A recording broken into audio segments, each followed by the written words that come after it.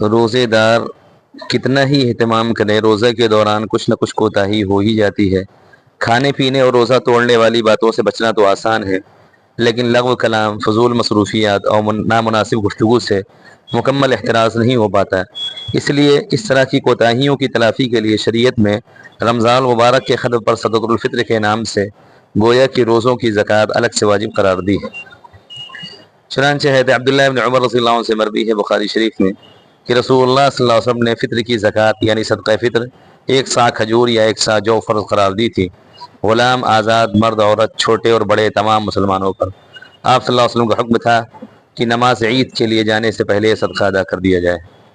حضرت عبداللہ ابن عمر رضی اللہ عنہ سے مروی ہے کہ نبی کریم صلی اللہ علیہ وسلم نے صدقہ فطر نماز عید کے لیے جانے سے پہلے نکالنے کا حکم دیا۔ صحیح بخاری۔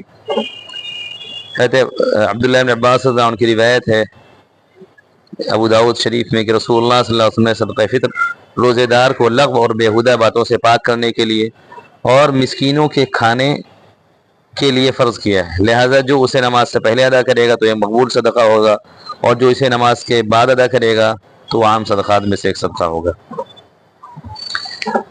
بہرحال روایات سے پتہ چلتا ہے کہ صدقہ فطر واجب ہونے کے 2 مقصد ہیں، ایک یہ کہ روزے کی کوتاہیوں کی تلافی، دوسرے امت کے مسکینوں کے لیے عید کے دن رزق کا انتظام تاکہ وہ بھی اس روز لوگوں کی خوشیوں میں شریک ہو سکے۔ اس لیے صاحب وسعت اور صاحب نصاب مسلمانوں پر ضروری ہے کہ وہ صدقہ فطر وقت پر ادا کرنے کا اہتمام کریں، جیسا کہ حدیث بالا میں فرمایا گیا کہ نماز عید سے پہلے صدقہ فطر ادا کرنے کا ثواب زیادہ ہے۔ صدقہ فطر کس پر واجب ہے؟ جو شخص زندگی کی لازمی ضروریات کے علاوہ اتنی قیمت کا مالک ہو جس پر زکوٰۃ واجب ہو سکے، اس شخص پر عید الفطر کے دن صدقہ فطر ادا کرنا واجب ہے۔ صدقہ فطر اور زکوٰۃ کے وجوب میں تھوڑا فرق ہے۔ زکوٰۃ میں ایسا مال ہونا چاہیے جو بڑھنے والا ہو، صدقہ فطر میں یہ ضروری نہیں۔ اسی طرح زکوٰۃ کی ادائیگی کا وجوب سال گزرنے کے بعد ہوتا ہے، صدقہ فطر فوراً واجب ہو جاتا ہے۔ البتہ اس معاملے میں زکوٰۃ اور صدقہ فطر متفق ہیں کہ یہ مال قرض اور ضرورت اصلی سے زائد ہونا چاہیے، اور مالدار شخص پر اپنا اور اپنے نابالغ بچوں کی طرف سے صدقہ فطر ادا کرنا ضروری ہے۔ بڑی اولاد کی طرف سے صدقہ فطر ادا کرنا، بالغ اولاد کی طرف سے صدقہ فطر ادا کرنا والد پر ضروری نہیں، لیکن اگر وہ بچے باپ کی پرورش میں رہتے ہوں اور والد ان کی طرف سے صدقہ فطر ادا کر دے تو درست ہو جائے گا۔ بیوی کا صدقہ فطر بھی شوہر پر واجب نہیں، لیکن اگر اس کی طرف سے شوہر ادا کر دے تو صدقہ فطر ادا ہو جائے گا۔ صدقہ فطر کی مقدار 1 صاع جو یا آدھا صاع گیہوں ہے۔ آدھے صاع کی مقدار موجودہ اوزان کے اعتبار سے 1 کلو 574 گرام 640 ملی گرام ہوتی ہے۔ اس کو راؤنڈ فگر میں 1.25 کلو بھی بولا جا سکتا ہے۔ آج کل نصف صاع کے اعتبار سے ایک صدقہ فطر کی مقدار بہت کم ہوتی ہے، جو بڑے مالداروں کے لیے کوئی حیثیت و وقعت نہیں رکھتی۔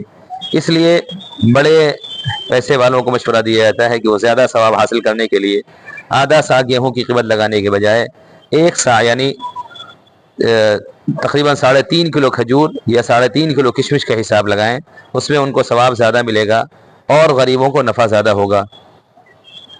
روایت میں آتا ہے کہ حضرت عبداللہ بن عباس رضی اللہ عنہ نے بصرہ میں خطبہ دیتے ہوئے ارشاد فرمایا کہ رسول اللہ صلی اللہ علیہ وسلم نے 1 صاع کھجور یا جو یا آدھا صاع گیہوں کا صدقہ ضروری قرار دیا۔